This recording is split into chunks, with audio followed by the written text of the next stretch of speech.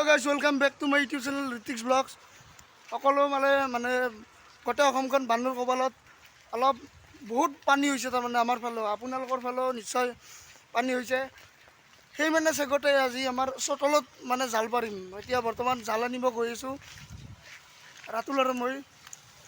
এতিয়া আমি জাল পাৰিম, আপোনালোকে চাই থাকক কি জাল পাতিম বা কি মাছ লাগে, আপোনালোকে চাই থাকক গাইজ।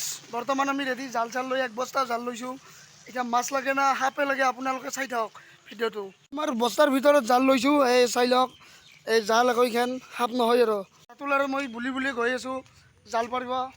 মানে একচুৱেলি সিহঁতৰ চোতালতে জাল পাৰিম, তো চাই থাকক ভিডিঅ'টো। আমাৰ সৰুপেটাৰ আৰ্যভট্ট একাডেমি সৰুপেটা মানে কলেজ পানীৰ কবালত মানে বানৰ কবালত আছে। চাই লওক চাৰিওপিনে মানে পানীয়ে পানী। এইটো চাইডত ৰেল লাইন। আমি এতিয়া গৈ আছোঁ আৰু যাই পাম আৰু ৰাতুলহঁতৰ ঘৰত। গাড়ী তুলি থৈ দিছে ৰাতুলৰ। ৰাস্তা কোনটো আছিলে বান্ধিছে বাপাও। ইবাগে আৰু দ আছে, ক'ৰবাত দত সোমাই গেলি হৈছে আৰু নেট দিয়া আছে ৰাস্তা। এইটো ৰাতুলৰ ঘৰ, আহি পাইছোঁ ৰাতুলৰ ঘৰ।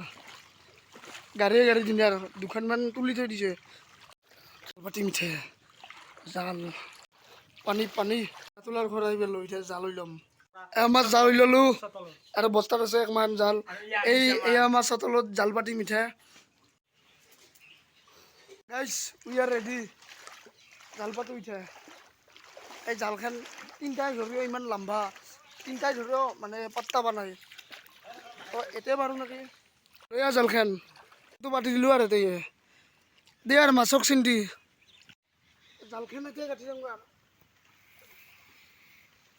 আৰু চাবি দে এৰিব নোৱাৰা আমাৰ মাছ এৰিব নোৱাৰা হ'লে আৰু জাত লাগব। জাল থৈছে। তো আমাৰ জাল পাতা হ'ল এতিয়া।